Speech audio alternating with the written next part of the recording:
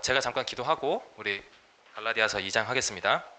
하나님 은혜를 감사드립니다. 저희들 어려서부터 신앙생활했고 또 하나님의 특별한 은혜가 있으셔서 또 저희들이 주님을 모르다가 주님을 알게 된 저희들 하나님을 만나는 그날까지 바른 믿음의 삶을 살아갈 수 있도록 하나님의 말씀의 지혜를 허락하여 주시고 우리의 믿음의 지경이 넓어질 수 있도록 은혜를 베풀어 주시옵소서. 귀하고 복된 시간 되기를 바라며 예수님의 이름으로 기도드립니다. 아멘. 그 지난주 강의 안 있으면 한번 봐보세요. 어떤 거였냐면 그 2페이지, 그러니까 지난주 두 번째 유인물, 그 파란 색깔로 제가 이제 퀘스천 이제 질문 표시를 해 놓는데 이 2번이랑 3번이었는데 2번은 여러분 스스로가 그냥 한번 잘 생각해 보시면 좋겠어요. 나에게는 확실한 구원의 증거가 있는가? 그러니까 이 구원의 증거라고 하는 것은 뭔가 초자연적인 엄청난 기적만을 구원의 증거라고 하는 게 아니에요. 제가 지난주 강의할 때 제가 이제 담당했던 청년 이야기를 드렸던 것처럼 우리가 하나님을 억지로 믿는 게 아니라 믿어지는 그 자체가 사실은 기적이에요. 그래서 저는 설교하거나 이제 성도님들 가르칠 때 기적 중에 가장 큰 기적은 항상 뭐라고 가르치냐면요. 여러분 생각할 때 가장 큰 기적이 뭐라고 생각하세요? 아마 제가 중보기도 할 때도 말씀드리셨을까요? 네? 그러니까 하나님이 내 삶에 역사해 주시는 가장 큰 기적이 뭐일 거라고 생각하세요? 믿어지는 거. 예. 그러니까 그거를 제가 보편적인 말로 이제 설명을 드리면 마음의 변화라고 저는 설명을 드려요. 그러니까 사실 우리가 우리 자기 개인 마음을 잘 못 바꿔요. 그렇잖아요. 잘 못 바꿔요. 그러니까 예를 들어 한 번 싫은 사람은 끝까지 싫지 싫었다 좋았다 잘 안 돼요. 솔직히 말하면 그렇지 않습니까? 제가 좋아하는 어떤 성격이나 성향 따라서 사람 마음이 사실은 잘 안 바뀌어요.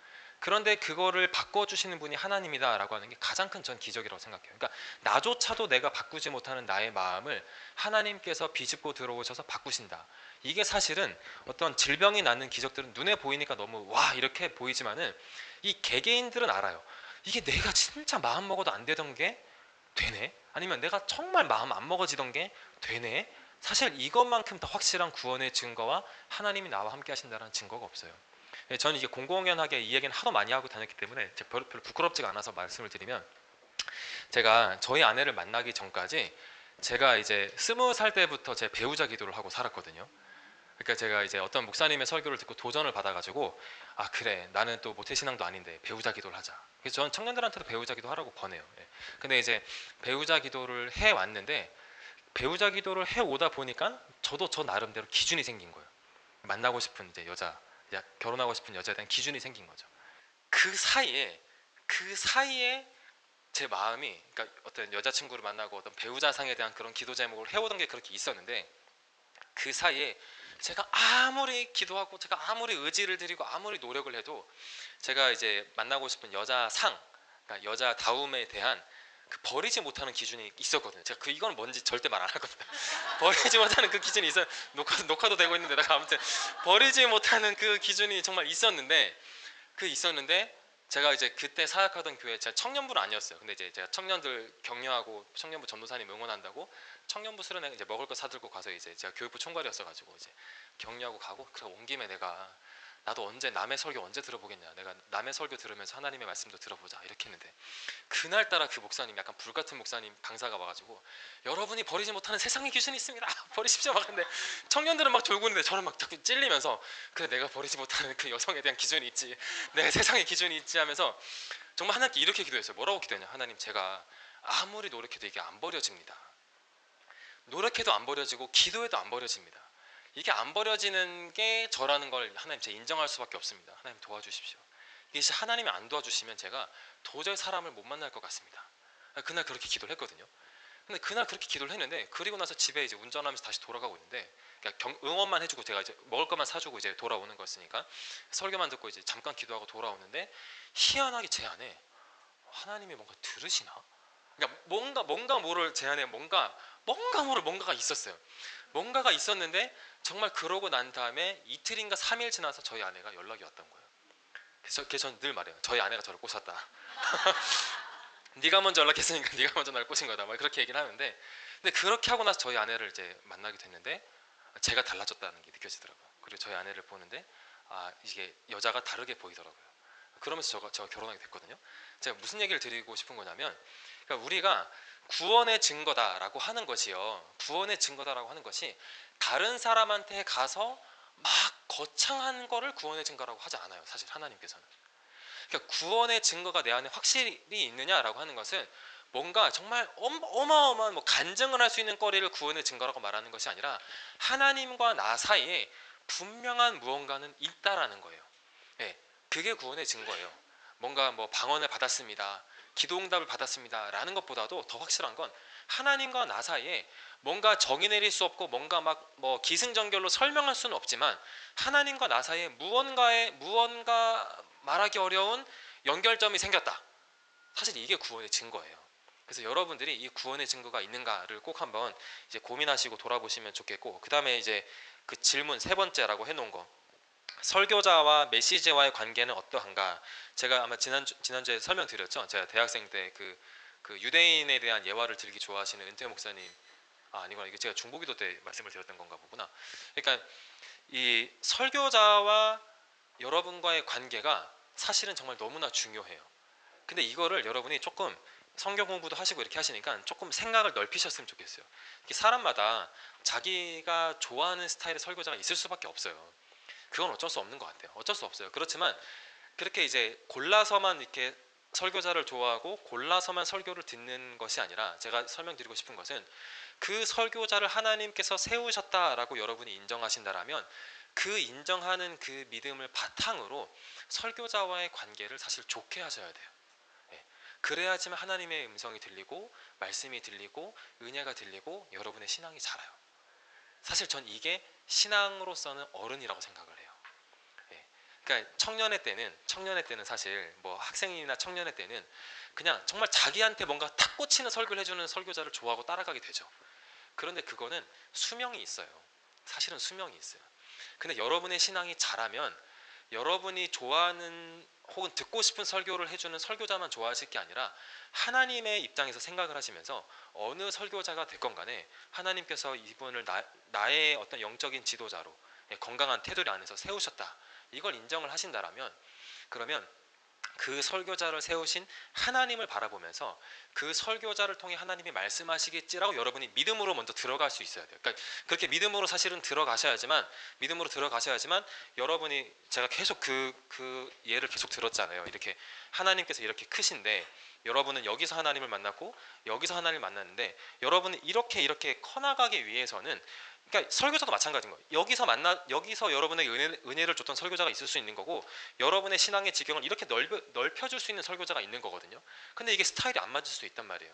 그렇지만 이분을 하나님이 나의 어떤 영적인 지도자로 부르셨구나라는 걸 인정하신다라면 믿음의 눈으로 여러분이 한 발짝 들어가시면서 이분과의 관계를 좋게 하셔서, 그럼 내가 이분을 통해서 배울 수 있는 하나님을 여러분이 배워가시는 게 어쩌면 이제 더 성숙하고 건강한 이 성도가 될 수 있습니다. 지난주 거였는데 이제 그래도 얘기를 하고 넘어가야 될 것 같아서 제가 그냥 정리를 드려버린 건데, 여러분 스스로 한번 꼭 고민해 보시면 좋겠어요. 여러분 스스로 나중에 집에 가셔서 내가 설교자와 관계를 어떻게 하고 있는가, 내가 일단 보드마크도 말을 잘 안 듣는 말 잘 안 듣는 애네. 그래서 이제 그런 거를 고민해 보시면서 이렇게 그 설교자와의 관계를 아무튼 잘 이렇게 만들어 가시면 좋겠습니다. 오늘 2장은 생각보다 조금, 본문의 스토리는 빨리 이렇게 지나갈 건데 그러다 제가 중간에 조금 몇 개 재밌는 이야기 해드릴게요. 이 갈라디아서 2장의 가장 큰 주제는 뭐냐면 그 2장 1절 위에 빈칸이 있잖아요. 거기에 이렇게 적어 놓으시면 좋을 것 같아요. 거짓 형제들, 거짓 형제들 이렇게 적으시면 좋겠고, 그 다음에 다른 복음 이렇게 한번 적어놔 보세요. 이 두 가지 주제가 오늘 2장에 있어서는 가장 큰 주제예요. 그러니까 거짓 형제들, 다른 복음. 2장 1절이라고 14년 후 그 위에 빈칸 있잖아요. 그냥 거기 이렇게 적어 놓으시면 좋겠어요. 그러니까 지난주에 우리가 함께 배웠던 갈라디아서 1장의 가장 큰 주제는 뭐였냐면 나는 사도다 이거예요. 나는 사도다. 네, 이거를 결국 사도 바울은 말하고 싶었던 거예요. 나는 사도다. 지금 내가 하나님이 나를 부르신 사도가 아니다라고 지금 그 거짓 형제들이 나한테 자꾸 뭐라고 하고 있는데, 너네 잘 생각해봐라. 잘 생각해봐라. 내가 진짜 사도가 아니냐. 이거를 이제 사도 바울이 변론하면서 말들을 해나갔던 거고, 오늘은 이 거짓 형제들에 대해서 이야기하고 또 그들이 전했던 그 다른 복음에 대해서 사도 바울이 이렇게 우회하면서 말씀을 가르치고 전합니다.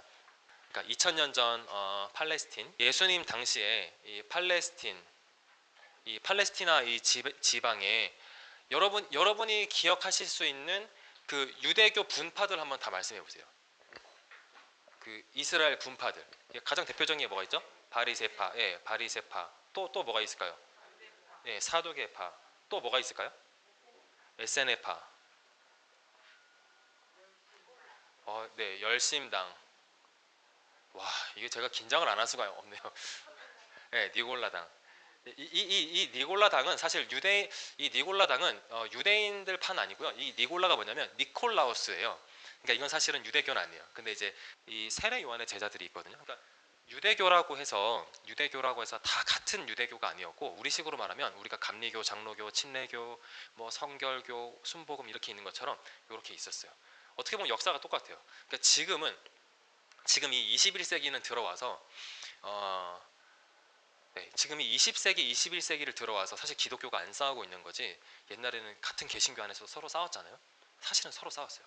하도 싸웠어요. 그러니까 과거에 우리 이제 기독교 역사도 사실 부끄러운 역사가 있어요. 이게 그러니까 다름을 용납하지 않는 그런 역사가 있었어요. 근데 이게 20세기에 들어서면서 이제 유럽과 서구의 교회가 반성을 하면서 우리끼리 싸우지 말자. 네, 이게 하나님 나라 선교에 도움이 안 된다. 세계 선교에 도움이 안 된다. 실은 그러면서 생겨난 게 WCC예요. 그렇게 되면서 종교 교단들이 우리가 싸움을 시작 안 한 거예요. 그렇게 됐는데 이 당시에 유대인들도 이렇게 분파가 엄청 많았거든요. 분파가 이렇게 많았는데 문제는 뭐냐면 얘네가 서로 사실은 어느 정도 싸우기도 싸웠지만 엄청 사이가 안 좋았어요. 특히나 이 바리새파랑 사두개파는 대놓고 사이가 안 좋았거든요. 대놓고 사이가 안 좋아서 바리새파 사람들은 사두개인들을 어떻게 생각했냐면 천국 못 간다 생각했어요. 예, 천국을 못 간다 생각했어요. 이거 실제예요. 근데 기적이 일어난 게 예수님을 잡아 죽이려고 이 둘이 손을 잡은 게 성경에 나오잖아요. 이게 사실은 기적이었어요. 그러니까 이 둘은 진짜 대놓고 아주 싫어했어요. 사도계인들은 그래서 당시 유대교 사회의 귀족층이 되었고, 이 바리새파 사람들은 대중의 지지를 받게 됩니다. 근데 그뿐만 아니라 열심당, 에세네파, 세례 요한의 무리들, 이게 다 파가 달랐는데 유대인들이 이 다른 파끼리 서로가 똑같이 생각했어요. 쟤네는 천국 못 간다. 쟤네는 참 이스라엘 하나님 백성이 아니다. 우리만 남은 자다. 이게 이제 나중에 사회사본이 발견되면서 우리가 진정한 남은 자들이다, 이런 게 나와요. 그게 무슨 말이냐면 지금 저 이스라엘 예루살렘에 살고 있는 바리새인들, 뭐 열심당원들, 뭐 사두개인들, 쟤네들이야말로 성경에서 말하는 떨어져 나간 멸망당할 유대인들이다, 이렇게 생각했어요. 근데 전부 다 서로가 이런 식으로 생각을 했거든요. 그러니까 그러한 역사적 배경이 있었다라고 하는 것을 우리가 염두에 두시고, 그런 와중에 이제 사도 바울도 똑같이 실은 생각했던 거예요. 왜냐하면 사도 바울도 바리새인 중에 바리새인이었기 때문에 율법을 지키지 않는 이스라엘 사람들 잡으러 다녔다고 제가 지난주에 말씀드렸잖아요. 그러니까 그 중에 하나가 또 이제 기독교인들 잡아 죽이자, 이거였다라는 말이에요. 그러니까 그러한 당시의 분위기 안에서, 그런 당시의 분위기 안에서 기독교가 이제 탄생을 하게 되고, 이 기독교가 탄생을 했는데 그 와중에 지난주에 말씀드렸던 것처럼 하나님을 경외하는 자들, 이 하나님을 경외하는 자들이 유대교로 가지 않고 이 하나님을 경외하는 자들이 어디로 온다고요? 기독교로 들어왔다, 이렇게 말씀을 드렸죠. 왜냐하면 사도 바울이 할례 안 해도 된다. 너희들 안에 그 성령의 은혜가 있고 감동을 받았고 말씀을 사모하고 그렇게 살아가면 너희들은 하나님의 자녀가 되는 게 맞다. 예수를 믿으면 된다. 이렇게 하면서 이 기독교로 그 사람들이 들어왔단 말이에요. 그것을 가지고 이제 그거를 놓고 이제 공격을 하기 시작했던 게 이 거짓 형제들이다라고 하는 것입니다. 자, 봐볼게요. 2장 1절. 여기 보면 제가 파란색으로 14년 후, 그 다음에 다시 예루살렘에 라고 적어놨잖아요. 우리 2장 1절 말씀 같이 읽어보겠습니다. 시작. 14년 후에, 아멘. 여기 보면 14년 후에, 이게 그 갈라디아서 1장 18절에 보면 3년 만에 라고 하는 표현이 있어요. 그래서 이게 사실은 여러분들은 그냥 고민하지 마시고 신학자들은 이걸 놓고 고민해요.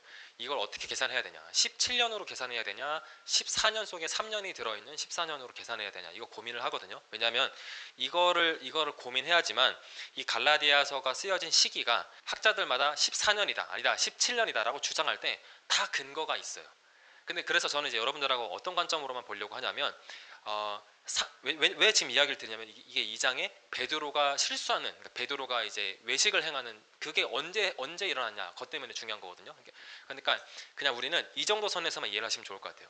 베드로가 외식을 행한 그것이 전이건 후건 간의 예루살렘 공의회에 영향을 미쳤다라는 거예요. 그리고 갈라디아 교회도 영향을 미쳤다라는 거예요. 그래서 우리는 그 정도 선에서 우리가 이제 염두에 두면서 이야기를 이제 성경을 읽어 내려가 보려고 합니다. 자, 제가 표로 만들어서 왔는데 바울의 예루살렘 방문 시기, 그러니까 이게 방금 제가 설명드린 거예요. 1장 5절에서 17절 바울의 회심과 저는 아라비아 전도 선교라고 봐요. 그래서 아라비아로 선교 갔다 왔다라고 하는 게 나오고 그 이야기가 이제 동일하게 어디 나오냐면 사도행전 9장에 나와요. 그래서 여기가 바울이 회심하고 아나니아와 삽비라 이야기 나오는 거. 그다음 갈라디아서 1장 18절이 아까 방금 말씀드렸던 3년 후에 예루살렘을 방문했다. 이게 처음 방문하는 그 이야기고요. 그 다음에 이제 갈라디아서 2장 1절에서 오늘 우리가 계속 보게 될 10절까지가 14년 후에 예루살렘 방문했다라고 해요. 근데 이 예루살렘을 방문했을 때의 가장 큰 이유는 뭐냐면 이 당시에 예루살렘 교회에 엄청 큰 흉년이 듭니다. 그리스 지역에 있는 교회들이 헌금을 해요. 헌금을 모아서 우리 신앙의 모태가 되는 예루살렘 성도들을 돕자, 형제들을 돕자. 그래서 이걸 누가 대표로 갈 거냐? 그래서 바울과 바나바 보고 대신 가달라. 이렇게 해서 헌금을 들고 갔다 온 게 가장 큰 이유 중에 하나예요. 자, 2절 말씀 같이 읽어볼게요. 2절 시작. 계시를 따라 올라가 내가 이방 가운데서 내가 다름질하는 것이나 다름질한 것이 헛되지 않게 하려 함이라. 아멘. 여기 보면 2절에 유력한 자들에게 사사로이라고 나오죠. 그 빈칸에 야고보, 베드로, 요한 이렇게 한번 적어보실래요? 이 유력한 자들이다라고 말하는 사람들은 예루살렘 교회의 기둥이라고도 표현이 되는데 이 세 명을 말합니다. 야고보, 베드로, 요한이라고 적으시면 돼요. 이 야고보는 야고보서를 적었던 야고보서를 기록한 예수님의 동생인 야고보예요. 근데 왜 제가 야고보, 베드로, 요한이라고 지금 적으라고 했을까요? 보통은 베드로, 야고보, 요한이라고 하지 않아요. 근데 왜 제가 여러분한테 지금 야고보, 베드로, 요한이라고 적으라고 했을까요? 그러니까 왜 제가 야고보, 베드로, 요한이라고 적으라 그랬냐면 제일 힘센 사람 순으로 적으라고 한 거예요. 네, 야고보가 예루살렘 교회에서 가장 힘이 있었어요. 그냥 진짜 편하게 설명하면. 그래서 속된 말로 베드로가 눈치를 보면서 사역을 했어요. 그러니까 베드로랑 요한은 어느 교회가 뭔 일이 생기면 거기 가서 안수도 하고 설교도 하러 다니고 이렇게 순회 설교를 하거나 뭐 성령을 안수를 하거나 치유 사역을 다니거나 이렇게 했다고 생각하시면 돼요. 야고보는 떠난 적이 없어요. 네, 야고보는 담임 목사예요. 야고보는 예루살렘 교회 담임 목사예요. 그래서 이 야고보의 영향력이 나중에 사도행전 15장에도 얼마나 지대한지 야고보가 나서서 말을 하니까 회의가 정리가 돼요. 네, 그 야고보가 이 야고보예요. 그래서 야고보, 베드로, 요한 이렇게 적으라고 한 거고 여기 보면 이 사도 바울이 뭐라고 말하냐면 이 그들의 그러니까 유력한 자들에게 내가 사사로이 했다 이렇게 말하는데 이 사사로이가 그냥 이런 말이에요. 내가 구구절절하게 내가 어떻게 이방인의 사도가 됐고 내가 어떻게 예수를 만났고 내가 어떻게 사역을 해왔는지 지금 갈라디아서에는 내가 이렇게 기록하고 있지 않지만 내가 그 사람들 만났을 때는 내가 다 설명하고 다 이야기 나누고 다 대화를 마쳤다 이렇게 말을 하는 거예요. 근데 그 이유가 뭐냐면 내가 다름질하는 것이나 다름질하는 것이 헛되지 않게 하려고 한다 이렇게 말해요. 헛되지 않게 하려고 한다. 그래서 3절 말씀 우리 같이 읽어볼게요. 3절까지 같이 봐야 돼요. 시작. 그러나 나와 함께 있는 헬라인 디도까지도 억지로 아멘. 그러니까 이게 무슨 말이냐면 이렇게 생각하시는 거예요. 베드로랑 야고보랑 요한이 그러니까 저도 이제 입에 붙은 게 베야요라서 이 베드로, 야고보, 요한 이 세 명이 이방인인 디도 보고 할례를 하라고 안 했다. 할례를 하라고 안 했다. 이게 지금 이게 한글은 이렇게 적혀있는데 이게 원래 원어로는 수동태로 적혀 있어요. 디도가 할례를 당하지 않게 되었으니 이렇게 말했어요. 왜 사도 바울이 지금 설명을 하고 있는 거냐면 사도 바울이 원했던 건 이거예요. 한 교회 안에 할례가 최고지 라고 하면서 투닥거리는 사람들이랑 할례가 웬 말이야 그냥 예수만 믿으면 되지라고 투닥거리는 이렇게 무리가 나뉘는 걸 사도 바울이 내가 원치 않는다. 그러니까 이게 내가 다름질한 것이나 그러니까 내가 지금 다름질해서 이 예수를 믿은 사람들은 지금 뭐예요? 할례를 안 한 사람들이잖아요. 할례를 안 한 사람들이라고. 근데 앞으로 다름질 할 것들, 그러니까 앞으로도 할례를 안 해도 된다라고 자기는 가르치면서 사역을 하고 이제 성도들이 모이고 교회를 세워 나갈 것인데 그 안에서 분파가 생기고 갈리고 갈등이 일어나는 것을 나는 원하지 않는다라고 그렇게 말을 합니다. 자, 이제 여기가 되게 중요한 이제 이야기가 이제 시작하게 되는데요. 자, 4절 말씀 같이 읽어보겠습니다. 4절 시작. 이는 가만히 들어온 거짓 형제들 때문이라. 그들이 가만히 들어온 것은 그리스도 예수 안에서 우리가 가진 아멘. 되게 중요한 게 가만히 그 빈칸 오른쪽에다가 은근슬쩍이라고 적어놔 주세요. 은근슬쩍. 은근슬쩍. 그리고 그 오른쪽에 또 빈칸이 있죠. 예, 빈칸. 거기다가 이단의 특징이라고 적어놔주세요. 이단의 특징. 그러니까 이단들의 특징은, 그러니까 딱 이게 꼭 이렇게 제가 끼워 맞추려고 하는 건 아니지만, 이단들의 특징은 이렇습니다. 가만히 들어옵니다. 그러니까 편한 말로 은근슬쩍 들어옵니다. 은근슬쩍 들어와요. 은근슬쩍 들어와서 하는 것 중에 하나가 뭐냐면, 그 영적인 지도자와 성도의 관계를 깨부셔요. 그러니까 교회에 조용히 들어와요. 우리 교회도 있을 수도 있겠죠. 조용히 들어와요. 조용히 들어와서 절대 자기가 이단 사업인 거 티 안 냅니다. 그러면서 예를 들어서 이제 김수학 집사님의 성향을 파악하는 역할을 해요. 이 사람은 성향만 파악해요. 옆에서 친구가 돼서 열심히 성향만 파악해요. 뭘 좋아하는지, 어떤 설교를 좋아하는지, 어떤 목사를 싫어하는지, 뭘 이렇게 하는지. 그렇게 하면서 그 다음 단계로 뭘 하냐면 어떻게 하면 김수학 집사님이랑 좋은 관계를 맺고 있는, 영적인 교류가 있는, 그러니까 신앙적인 교류가 있는 성도들과의 관계를 부술지, 아니면 이제 영적인 멘토가 있는, 예를 들어 김수학 집사님의 영적인 멘토가 되는 목사님이나 아니면 뭐 영적인 지도자나 뭐 장로님이나 뭐 이런 사람들과의 관계를 어떻게 하면 회방 놓을 수 있을지를 자기들끼리 열심히, 우리 정상적인 교인들이 생각하는 사고방식이랑 그 이단 사이비가 생각하는 사고방식이랑 너무 달라요. 우리는 어떻게 하면 좋은 관계를 맺게 도와줘서 신앙에 도움을 주게 할까를 우리는 고민하잖아요. 그러니까 설령 만약에 예를 들어서, 죄송해요 집사님, 오늘은 집사님이 제 눈앞에 들어가, 예를 들어 김수혁 집사님이 예를 들어 세상 친구가 너무 좋아서 열심히 놀면서 하나님이랑 멀어진다고 한들, 예를 들어 멀어진다고 한들 그거를 어떻게 하면 강제로 그 사이를 나쁘게 만들까, 어떻게 하면, 이렇게 우리는 고민 안 해요. 왜냐하면 그게 일반적인 상식이 아니고 하나님이 기뻐하시는 방식이 아니기 때문이에요. 근데 이단 사이비들은 희한한 게 가만히 들어와서 그러한 좋은 영적인 교류가 있는 흐름들을 끊어놓는 게 실제로 자기들이 그 무리들이 하는 방식이에요. 그래서 제가 지난주에 원래 여러분과 나누고 싶었던 주제가 뭐냐면, 설교자와 여러분의 관계가 어떠한가를 늘 점검해야 되는 게, 여러분이 건강한 신앙을 유지하고 살려면은 여러분을 위해서라도 건강하게 관계를 맺고 교류를 해야 된다는 거예요. 그 다음에 또 두 번째가 뭐냐면, 제가 파란 색깔로 자유와 종 이렇게 표시해 놨는데 저를 잠깐 보세요. 그러니까 이단 사이비들의 대표적인 특징 중에 하나는 뭐냐면, 우리 안에 있는 불안함과 이 공포를 조장합니다. 예를 들어 최정 목사님 천국 갈 자신 있으세요? 네, 있으세요. 근데 왜 무슨 그런 자신이 있길래 이렇게 크게 말씀하세요? 믿음으로. 그러니까 맞죠. 죄송해요. 당황하게 해서. 근데 이런 식으로 자꾸, 그러니까 이단 사이비들은 그러니까 사실 계속 걸고 넘어져요. 그러니까 우리의 두려움을 걸고 넘어져요. 제가 만약에 권사님한테 한 3마디 4마디만 더 했으면 분명 이제 뭘 대답해야 되지 막 이런 고민하셨을 거예요. 그러니까 만약에 믿음으로 했을 때 진짜 믿어요? 네, 믿어요. 그럼 믿음에 자신 있어요? 자신 있어요. 어떻게 증명할 거예요? 하면 이제 증명이란 말이 나오기 시작하면 이제 우리가 불안해지는 거예요. 증명할 자신은 없으니까. 이단 사이비들은 하나님과 나와의 관계에 집중하는 게 아니라 하나님과 나 사이에 있는 두려움에 집중을 해요. 저는 이렇게 설명을 드려요. 두려움에 집중을 해요. 그래서 이 두려움에 집중해서 두려움을 건드리고 난 다음에 뭐가 되냐면, 그러니까 너가 아직 천국을 못 가는 거야. 그러니까 너가 아직 예수를 믿는 게 아니야 라고 우리를 걸고 넘어지는 거예요. 똑같잖아요. 이 사도 바울 때 이게 똑같잖아요. 사도 바울이 너희들한테 그렇게 설교를 했어도 그거 다가 아니야. 뭘 해야 된다고? 할례를 받아야 돼.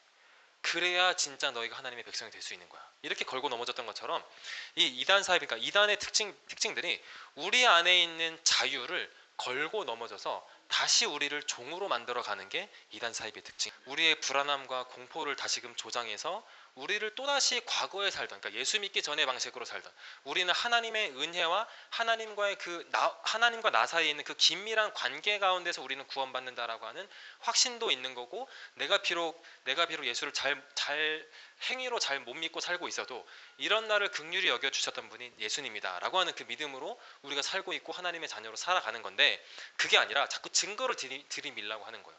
그래서 증거가 없잖아요. 우리가 하나님의 자녀가 됐다는 증거가 없어요. 세례 말고는 증거가 없어요. 근데 이 증거가 마치 그건 증거가 아니야 라고 하면서 할례를 받아 라고 하는 것처럼, 이단 사이비들도 증거를 만들어내 라고 하는 두려움과 공포로 우리를 이제 몰고 간다라고 하는 거를 생각하시면 좋을 것 같습니다. 자, 그래서 마태복음, 여기 페이지 놔두시고 마태복음 23장 말씀 한 번만 찾아보세요. 13절 말씀. 예. 같이 한번 읽어보겠습니다. 시작. 화 있을진저 외식하는 서기관들과 바리새인들이여, 들어가지 않고 들어가려 하는 자도 들어가지 못하게 하는도다. 아멘. 이게 예수님에 대한 얘기예요. 그러니까 예수님을 믿으면 하나님의 자녀가 되고 천국에 들어갈 수 있었는데 바리새인들이 예수를 믿으려고 하지도 않고 예수를 믿고 싶어하는 사람들 앞에 떡하니 서가지고 그거 아니야, 뭐 이거야 저거야 이렇게 하면서 자꾸 가로막는다라고 하는 지금 화이슬진저 이 말씀을 하고 있는 건데, 그러니까 여러분 우리가 예수님을 믿으면 제가 지난주에 한번 손 들어보라고 이렇게 했지만은 우리가 정말 예수를 믿으면 주님 안에서 우리는 계속해서 자유로워지게 됩니다. 이건 반드시 그렇습니다. 우리는 계속해서 신앙생활이 가면 갈수록 행복해져 가게 되고 자유로워져 가게 되고 이게 인생의 경륜과 함께 맞물려 가면서 아 정말 예수를 믿은 삶이 복되고 행복했구나 라고 하는 고백을 하게 되어져 가는 것입니다. 자 볼게요. 다시 돌아오셔서 갈라디아서 2장 5절 말씀 눈으로 보세요. 그들에게 우리가 한시도 복종하지 아니하였으니 이는 복음의 진리가 항상 너희 가운데 있게 하려 함이라. 그래서 사도 바울이 이거는 대놓고 정말 칼같이 싸웠다라고 하는 걸 말하고 있는 거예요.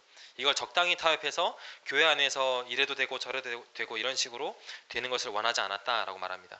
7절 8절 같이 9절 말씀을 같이 읽어볼게요. 2장 9절 말씀 같이요. 시작. 또 기둥같이 여기는 야고보와 게바와 요한도 내게 주신 은혜를 알므로 나와 바나바에게 친교의 약속을 가게 하려 함이라. 아멘. 자 그래서 그 밑에 6절에서 9절 야고보, 베드로, 요한 공동체에서 부여한 사도의 권위거든요.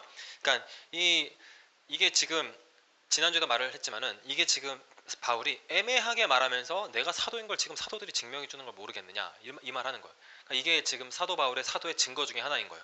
야고보와 베드로와 요한이 나에게 친교의 약수를 했다 이렇게 말하잖아요. 이 친교의 약수가 뭐냐면 그 빈칸이 친교의 약수거든요. 친교의 약수 한번 적어놔 보세요. 그 다음에 오른쪽 빈칸에다가 오른손의 악수라고 적어놓으세요. 오른손의 악수. 원어로는 오른손의 악수입니다. 정 또는 협약 이렇게 적어놓으시면 될 것 같아요. 그러니까 이 친교 약수는 우리 사이좋게 지내자라고 하는 그 친교 약수가 아니라 성경 구절도 적어놔 보세요. 고후 10장 13절 14절 고린도 후서 10장 13절 14절 이게 친교 약수라고 하는 개념이 있어요. 그러니까 당시에는 이렇게 계약서를 쓰잖아요. 계약을 맺으면 그걸 친교 약수라고 이제 표현을 했었다라고 합니다. 그래서 그런 표현이 고린도후서 10장 13절 14절에도 나와 있어요. 그래서 우리가 그 정한 범위를 넘지 않고 우리는 여기서 사역하고 너희들은 저기서 사역한다 이렇게 성경이 적혀 있다라고 하는 건데, 그러니까 야고보, 베드로, 요한이 사도 바울이 내가 어떻게 부름받았고 하나님께서 나를 어떻게 쓰고 계신지를 설명하자 베드로, 야고보, 요한이 이렇게 생각했다라는 거예요. 그러면 우리는 유대인들에게 복음을 전하고 유대인들을 위해서 사역하며 교회를 세우겠다. 사도 바울 당신은 헬라인에게 가장 친화되어 있는 사람이기 때문에 헬라인들을 위해서 선교하고 복음을 전해달라. 우리 함께 동역하자. 이렇게 하면서 협약을 맺었다라는 말이에요. 이 친교 약속, 사이좋게 지내자, 우리 이제 형제다 이런 의미가 아니라 협약을 맺으면서 선교 구획을 이렇게 우리 옛날에 조선시대 때 선교사님들이 우리나라 선교 구획을 다 나눠서 사이좋게 선교했거든요. 그런 것처럼 사도 바울이 그렇게 했다라고 하는 것입니다. 자 그래서 질문 네 번째 여기 파란 색깔로 Q4 이렇게 제가 적어놨는데 여러분도 이걸 한번 고민해 보시면 좋겠어요. 내 주변에 교회와 목회자의 권위를 걸고 넘어지는 존재가 혹시나 있는가, 이걸 여러분이 고민하시면 좋겠어요. 이거는 왜 그러냐면 혹여나 이렇게 여러분 주변에 교회나 목회자에 대한 권위를 걸고 넘어지는 사람이 그 사람이 이단이나 사이비가 아니라 할지라도 계속해서 그 영향 안에 있는 건 결코 건강하지 않습니다. 그래서 저 같은 목사들이 사실 하나님 앞에 가면 책임이 더 큰 거예요. 그러니까 잘해야 된다는 거죠. 잘해야 된다는 거고, 그렇지만 적어도 결코 유익하지 않아요. 그러니까 사실 그래요. 제가 이게 설교하는 시간이 아니니까 막 이 말 저 말 안 하고 싶어서 말을 아끼긴 하는데 결코 유익하지 않습니다. 베드로전서에 보면은 젊은 사람, 그러니까 교회의 젊은 청년층이랑 장로들이랑 싸웠던 이야기가 나와요. 베드로전서에 보면 5장에 보면은. 그래서 실제로 초대 교회 때 한 100년인가 150년 지나가지고 그 교회 젊은 사람들이 장로들을 내쫓아 버렸던 기록이 남아 있어요. 이게 결코 유익한 게 아니에요. 그러니까 우리가 생각할 때 교회와 그리고 목회자를 바라볼 때 정말 하나님의 관점에서 바라보려고 성도님들은 또 성도님들 나름대로 노력과 그 기도와 헌신이 있어야 되는 것 같아요. 그러니까 목사는 목사대로 또 나름의 또 다른 헌신과 노력과 기도가 있어야 되는 거겠지만 우리 성도님들이 여러분의 신앙을 생각해서라도 그걸 잘 고민해 보시면 좋겠습니다. 자, 우리 5페이지 한번 잠깐 넘어가 볼게요.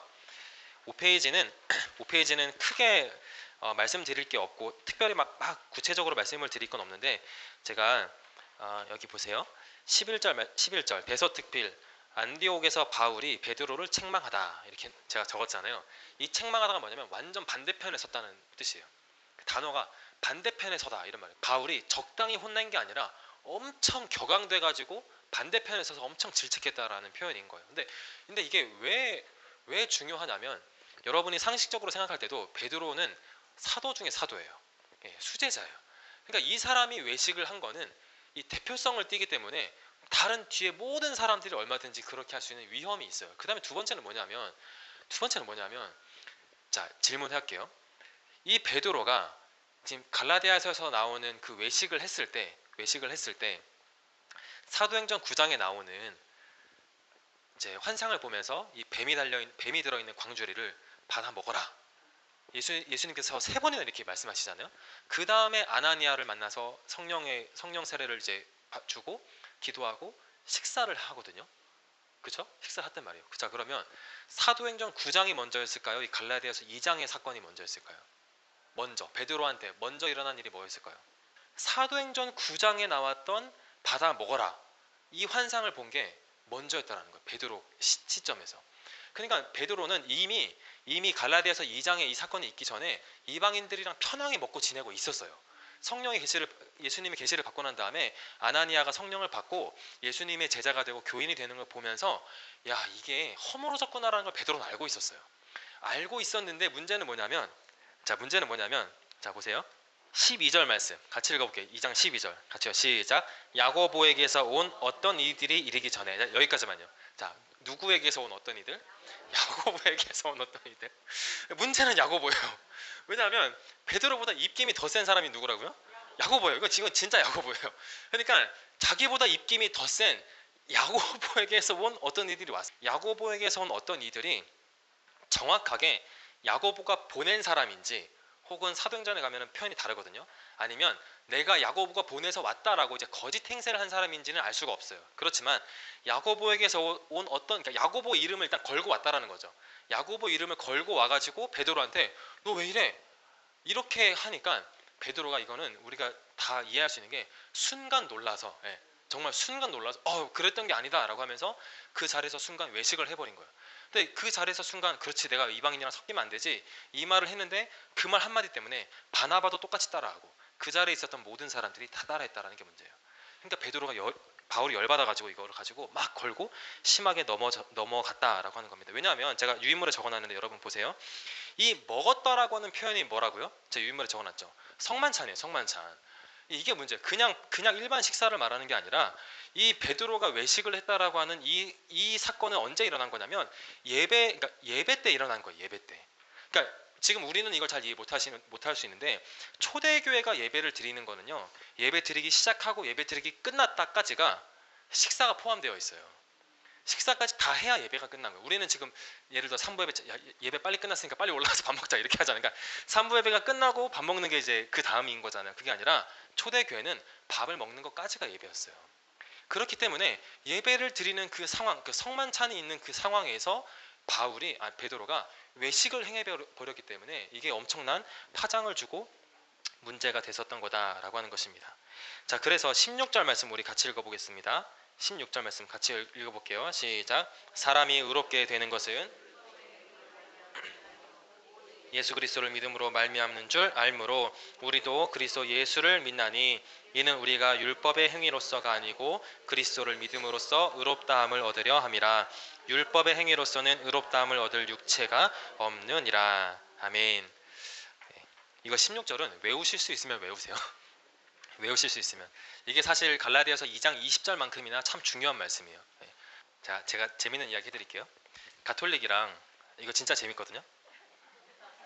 제가 이거 할 때마다 다들 재밌었어요. 그러니까 진짜 분명 재밌으실 거예요.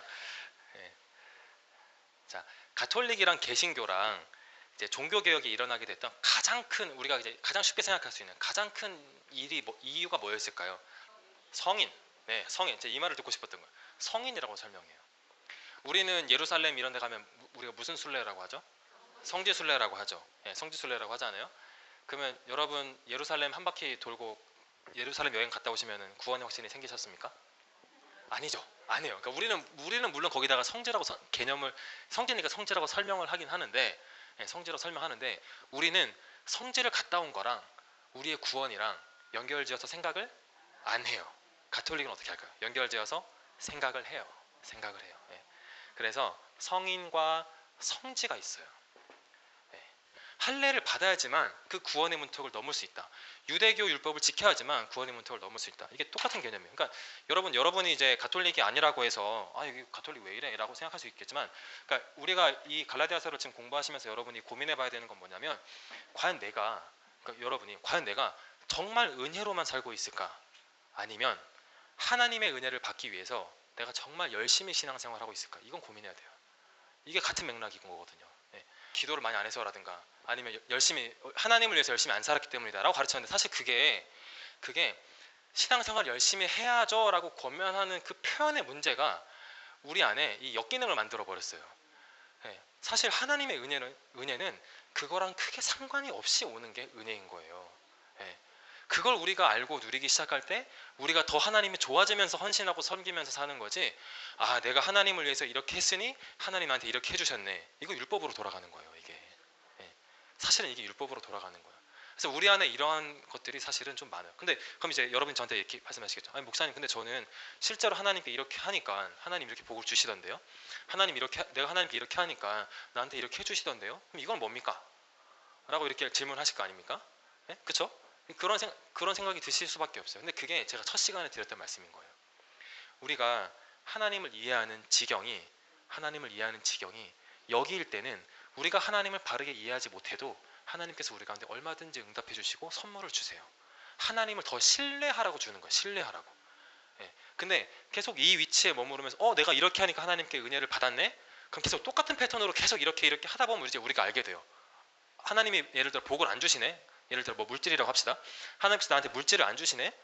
그럼 이때 이 율법적인 사고를 가지신 분들은 어떻게 생각을 하시게 되냐면, 내가 더 해야 되는구나, 이렇게 생각을 하게 되는 거야. 생각이. 그러니까 안 주시네. 왜 안 주실까? 하나님의 다른 뜻이 계신 게 아닐까?로 건강하게 그러니까 신앙의 생각의 흐름이 이렇게 가야 되는데, 하나님 안 주시네. 내가 하나님께 뭔가를 더 안 했구나. 하나님께 더 해야 내가 그걸 받을 수 있나 보다. 이건 사실은 그 같은 자리를 계속 맴도는 신앙인 거예요. 근데 이렇게 신앙생활 하시는, 혹여나 여러분들 중에 이렇게 신앙생활 하시는 분들은 분명 이거를 겪으셨을 거예요. 어느 지점부터는 계속 이렇게 해도 여러분 안에 공허하고 갈급함이 해결이 안 됐을 거예요. 나는 예전에 하던 대로 열심히 계속 똑같이 해왔는데 해결이 안 되고, 공허함이 해결이 안 되고, 계속해서 그렇다고 문제가 해결이 되는 것도 아니고 계속 제자리를 맴돌고 계셨던 분들이 아마 계셨을 거예요. 그거는 여러분이 생각을 바꿔서 다른 방식의 하나님을 만나려고 여러분의 신앙의 패턴을 바꾸셔야 되는 시기라는 거를 여러분이 생각을 하셔야 됩니다. 어떤 이방인도, 16절 나와 있는 거예요. 같이요. 시작. 어떤 이방인도 유대인 그 누구도 율법의 기준대로 의로움에 이를 수가 없다. 그래서 오직 예수 그리스도를 믿음으로써만 의로움에 이를 수 있다. 아멘. 이거를 우리가 꼭 마음에 잘 새기면서 그렇게 살아가셨으면 좋겠습니다. 자, 그러면 질문. 여기 Q5 이렇게 되어 있는데, 복음 안에서 우리가 의와 자유를 얻었는데 왜 우리가 자유를 반납하고 율법의 행위로 돌아가려고만 하는 걸까요? 여러분 꼭 이번 한 주간 동안은 이거를 생각해 보시고 고민해 보시면 좋겠어요. 제가 정답은 사실 밑에 19절에 적어놨어요. 같이 읽어볼게요. 시작. 나는 행위에 대해서 죽었다. 나는 하나님과의 관계로 산다. 아멘. 그러니까 이거예요. 우리가 하나님을 위해서, 그러니까 제 말을 오해하시면 안 돼요. 그러니까 헌신이라고 하는 것이, 이 헌신이라고 하는 것은 하나님과의 관계 가운데서 나오는 게 헌신이지, 이 헌신이라고 하는 것이 하나님에게 무언가를 얻기 위함이 되면 안 된다라는 거예요. 이거는 여러분 스스로가 하나님 앞에서 발견하셔야 되는 지점인 거예요. 그러니까 헌신을 안 해야 된다, 안 해도 된다, 헌신이 잘못됐다, 여러분의 헌신이 과거의 헌신이 다 헛된 것이다 라는 말씀을 드리는 게 아니라, 우리의 헌신은 우리 가운데 자유를 주신 그 하나님과의 관계 가운데서 내가 하나님을 위해서 하는 거지, 뭔가를 바래서 하는 게 헌신이 되어서는 안 된다라는 거예요. 이거는 저도 경험적으로 많이 경험했고, 그 다음에 우리 모두가 신앙생활하면서 이것 때문에 우리가 고민하고 갈등하면서 믿음 생활을 살아오고 있는 줄로 압니다. 자, 그래서 나의 어떠한 헌신, 나의 어떠한 행위에 의존해서 구원 혹은 내가 바라는 그것을 얻으려고 하는 것이 율법으로 돌아가는 것이다 라고 하는 것을 여러분이 생각하셨으면 좋겠고, 그렇다면 반대로 그러면 내가 하나님을 믿으면서 그런 걸 바라면 안 돼요? 라고 질문할 수 있잖아요. 아니요, 그건 그냥 그거대로 바라면 되는 거예요. 그러니까 무슨 말이냐면, 우리가 하나님께 바라는 게 있는데, 이게 하나님 뭐 예를 들어 제 사업을 좀 좋게 해주시면 좋겠어요, 하나님 제 아이들이 뭐 이렇게 해주시면 좋겠어요, 이게 지금 제가 잘못됐다고 말씀을 드리는 게 아니라, 그거는 그거대로 바라는 것이지, 그거를 내가 바라기 때문에 하나님께 뭔가를 계속 뭘 하고 이게 결코 우리의 신앙을 건강하게 만들지 않는다라는 거예요. 네, 이거를 여러분 기억하시면 좋겠습니다. 자, 오늘 내용 이제 마무리하면서 우리 모두가 잘 아는 말씀 2장 20절 말씀 우리 같이 읽어보겠습니다. 2장 20절 같이요. 시작. 내가 그리스도와 함께 십자가에 못 박혀 죽었나니 그런즉 이제는 내가 사는 것이 아니요 오직 내 안에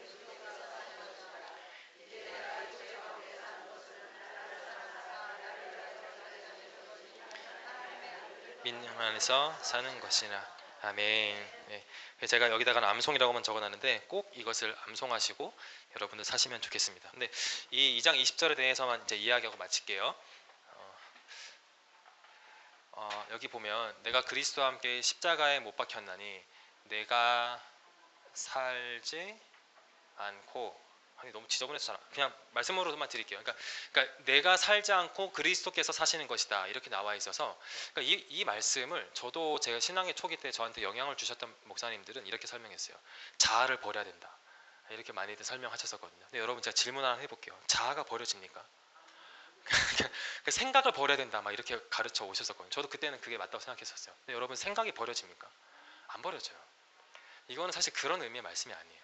그러니까 내가 그리스도와 함께 십자가에 못 박혔나니, 그러면 이제 열심히 우리가 기도를 더 깊이 하고 더 열심히 기도해서 우리가 내 생각을 비우고 예수님의 생각으로 채운다 막 이렇게 표현들을 많이 했는데, 그게 마치 내 생각은 이제 온데간데 없고 뭔가 저 하늘에서 하나님의 생각이 이렇게 내 안에 들어온다. 저는 20대 때 초반에 이렇게 생각했었거든요.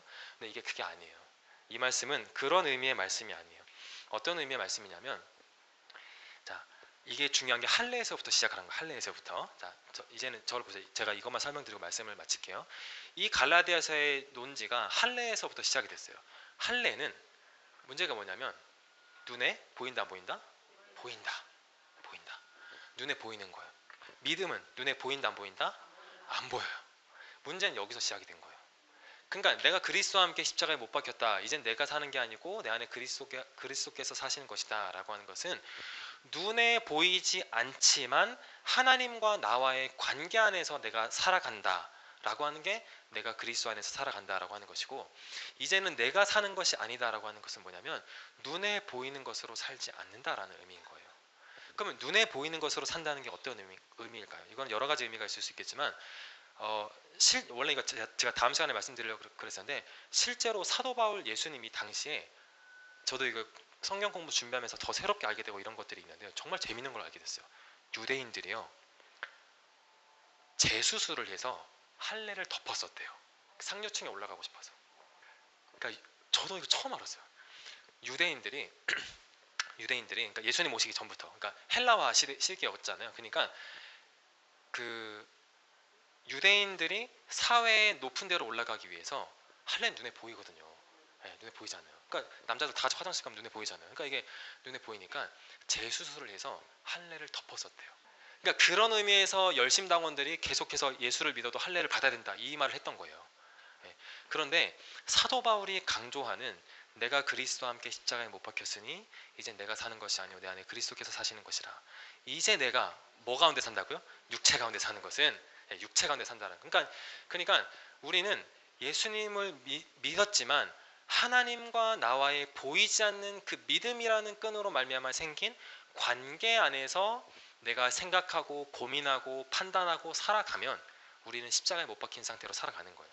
근데 그게 아니라 세상의 기준을 끌어와서, 그러니까 육체, 그러니까 눈에 보이는 기준을 끌어와서, 할례로 대표되는 눈에 보이는 기준을 끌어와서 거기에 맞추면서 내가 신앙생활을 맞춰가면서 살아가는 것이 이제 사도 바울이 배격했던 그 신앙생활의 모습이라는 거. 우리가 자아를 버리고 생각을 버리는 게 십자가에 못 박혔다는 의미가 아니라는 것을 여러분들이 기억하시면 좋을 것 같습니다. 하나님 은혜를 감사드립니다. 저희들 하나님의 은혜로 지금 세월까지 믿음 안에서 잘 걸어오며 신앙생활을 해왔습니다. 우리가 과거의 신앙의 모습을 부정하는 것은 아니지만 하나님 우리가 혹여나 이스라엘 이 유대인들이 할례를 주장하며 강요했던 것처럼 우리가 하나님의 은혜로 말미암아 살아갈 수 있는 것이 신앙이고 믿음이고 구원받은 자로서의 자유인데 혹여나 우리 안에 율법적인 모습들을 나도 모르게 당연하게 생각하며 살아오고 있었던 것들이 있더라면 깨닫게 해주시고 진리 안에 자유할 수 있도록 도와주시옵소서. 하나님께 바라는 것과 하나님께 얻을 수 있는 것 사이 가운데서 우리가 우리의 행위를 들이미는 것이 아니라 오직 주님의 은혜와 긍휼을 바라볼 수 있는 믿음의 눈 또한 허락하여 주시옵소서. 감사를 드립니다. 예수님의 이름으로 기도드립니다. 네, 감사합니다. 마치겠습니다.